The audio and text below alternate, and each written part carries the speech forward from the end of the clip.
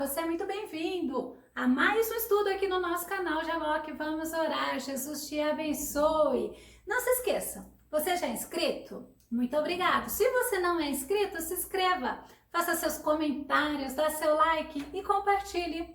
Você se lembra sobre a Torre de Babel? Vamos ver logo após a vinheta.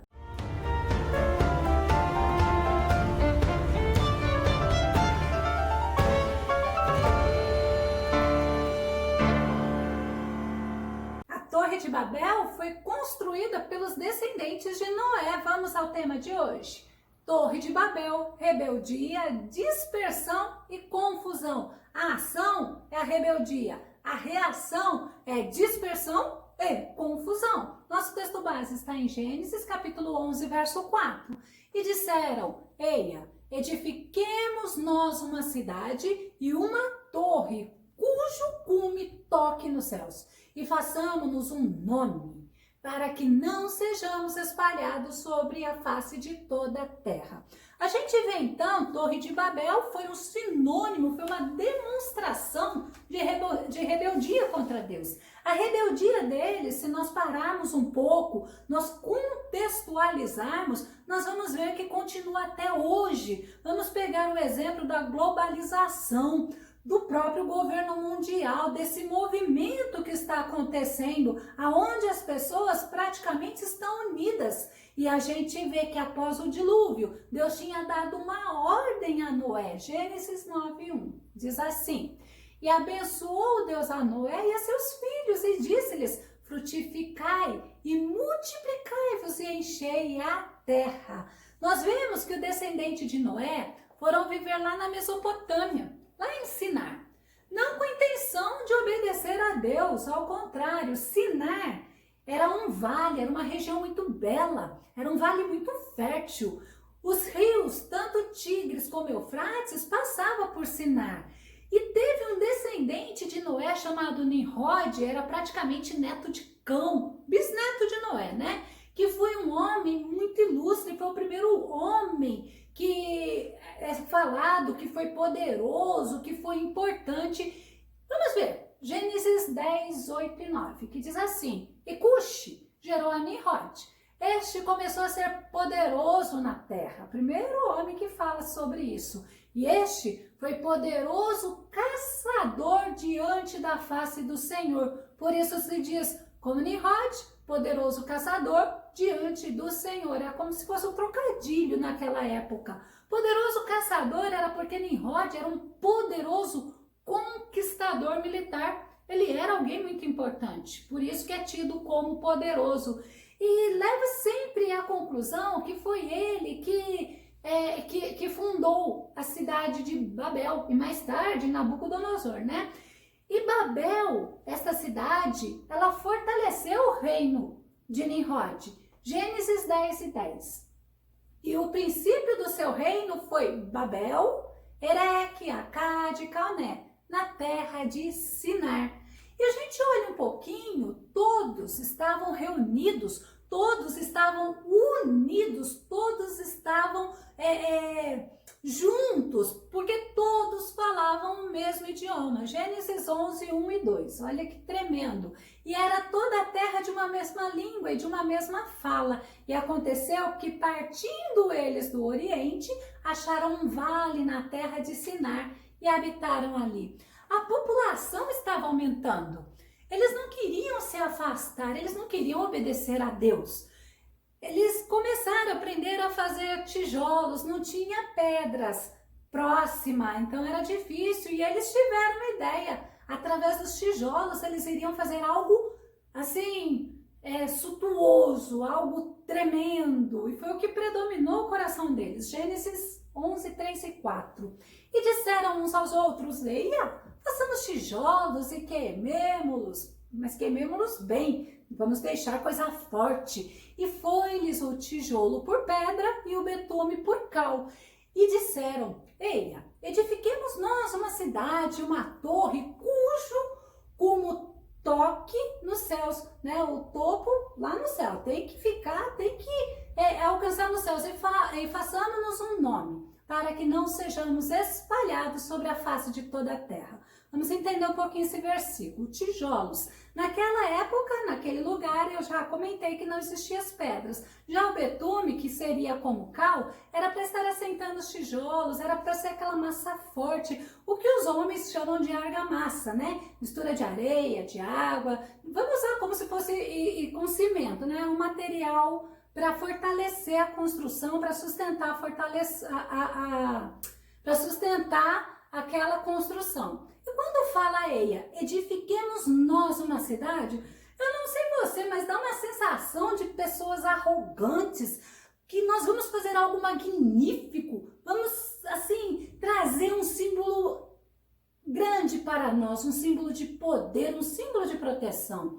Mostra um orgulho muito grande, um sentimento assim, nós vamos ter prazer, nós vamos nos alegrar com aquilo que nós vamos fazer, nós vamos mostrar o nosso valor, nós vamos mostrar que nós vamos ser honrados. Olha que sentimento egoísta, admirando ele próprio, né? É um excesso de amor próprio. Uma coisa arrogante, uma coisa soberba. É por isso que a gente toma cuidado com essas coisas, questão de soberba, de orgulho. Provérbios 8:13 fala assim: o temor do Senhor é aborrecer o mal, a soberba e a arrogância, e o mau caminho e a boca perversa aborreço. Então o Senhor aborrece essas coisas. Mas ainda Provérbios 16:18, Salomão fala assim: o orgulho precede a destruição. A arrogância precede a queda. Então nós temos que tomar cuidado com isso daí. E justamente o Eia, vamos fazer, né? Está mostrando esse orgulho, essa arrogância muito grande do ser humano. E o que eles queriam fazer mesmo? Uma torre. Esta torre dá assim alguns pensamentos. Por exemplo, ela poderia ser entendida, vamos construir um lugar para cultuar os deuses, porque a idolatria parece que impregnou no ser humano. Ou até mesmo assim, é um lugar onde nós vamos nos reunir, vai ter torre de vigia, vamos estar olhando, cuidando, mas a principal vai ser o simbolismo de uma união e do domínio do ser humano. Eles estavam desafiando Deus, eles estavam se sentindo autossuficientes e esta rebelião era contra a autoridade, contra a proteção de Deus. Rebeldia, esse ato de rebelar-se, essa teimosia, essa resistência, essa oposição é símbolo de desobediência. 1 Samuel 15:23, sempre que eu falo de rebeldia eu gosto de trazer esse versículo. Por quê? Porque o versículo fala assim, pois a rebeldia é como o pecado da feitiçaria e a arrogância como o mal da idolatria. Porque é muito fácil para a gente, olha aquele lá é feiticeiro, olha aquele lá é soberbo. Mas a gente, olha, é tão mal quanto a idolatria. Né? E aí ainda continua no versículo, assim como você rejeitou a palavra do Senhor, ele rejeitou como rei. Então, Deus estava falando justamente ao rei Saul. Por quê? Porque o rei Saul tinha rejeitado a ordem que Deus tinha dado a ele. Foi o que? Sinônimo de desobediência, de rebeldia. E essa rebeldia a gente vê que os homens, nós vamos construir uma torre cujo cume ou o topo da torre toque nos céus, simbolizando assim, olha, mostrando o nosso poder. Mas também a gente pode olhar essa expressão para falar sobre a altura mesmo, aquele monumento muito alto. A Bíblia ela fala sobre isso em Deuteronômio 1:28, que fala assim, para onde subiremos? Nossos irmãos fizeram com que se derretesse o nosso coração, dizendo, maior e mais alto é este povo do que nós. As cidades são grandes e fortificadas até aos céus, dando assim essa demonstração de que são altas, bem altas, né? Que a gente olha assim as nuvens, parece, dependendo do lugar que a gente tá, vou esticar o braço, parece que eu vou alcançar as nuvens. E a gente vê que é até ilusão. Mas o que eles queriam? Eles queriam construir algo que trouxesse glória para eles, que o nome deles ficasse marcado na história. Mas eles queriam que as pessoas não se afastassem deles, que ficassem todos juntos, assim é mais fácil para dominar. Provérbios 22:1. A boa reputação vale mais do que grandes riquezas. Desfrutar de boa estima vale mais que prata e ouro. Então, nós vamos ver assim, a fama, a glória é tudo passageiro. Mas ter um bom nome vale mais do que riquezas. E ele fala assim, então vamos construir essa torre, vamos construir esta cidade, nós vamos fazer um nome. Provérbios 10:7 fala assim, a memória deixada pelos justos será uma bênção, mas o nome dos ímpios apodrecerá. Se nós pararmos um pouco para pensar na história, quem foi o pior presidente do Brasil? Eu vou ser sincera, não vou saber responder. Por quê? Porque as coisas vão se apagando, vão se desfazendo. João 5:44 fala assim, como vocês podem crer se aceitam glória um dos outros, mas não procuram a glória que vem do Deus único? E é lindo você ver Jesus falando para você, não procura receber o louvor dos homens, não, mas procura receber a glória que vem de Deus. Isso é importante. O que as pessoas falam, muitas das vezes, elas falam uma coisa na tua frente, por trás de você falam outra. Mas o Senhor não. O Senhor, Ele não nos decepciona. E aí eles querem fazer para que o nome deles não fizesse fama, fizessem glória, e para que eles não fossem espalhados sobre a face da terra. Queriam estar sempre juntos, queriam, deliberadamente mostrar para Deus que eles, em união, era até mais poderoso, mais forte do que o próprio Deus. Dá pra gente entender também esse olhar. Eles sabiam do dilúvio. Era contado, era passado. Então, até mesmo a torre, a gente também poderia olhar por isso, um lugar de refúgio. Caso Deus resolvesse de novo destruir eles, eles poderiam se refugiar naquilo que eles estavam construindo. As intenções, pode ter certeza, era contrariar a Deus, era se rebelar contra Deus, era lutar contra Deus. Não era crime fazer cidade, Deus não se importa, mas a questão era o motivo do coração, a objeção a Deus, a desobediência, a rebeldia. E a gente vê assim que fica muito claro na atitude desse povo. Deus olha lá do céu, é algo que para eles era tão grande, mas para o Senhor era até insignificante. É muito interessante a gente olhar isso. E Deus resolve, vamos lá, vamos ver o que eles estão fazendo. Gênesis 1:5. Aí eu lembro do Pai, do Filho e do Espírito Santo. Então desceu o Senhor para ver a cidade e a torre que os filhos dos homens edificavam. E a gente vê a união, ela é boa, mas qual a intenção do homem nesta união? E a gente vê que nesta era de rebelar-se, era de revoltar-se contra a ordem de Deus.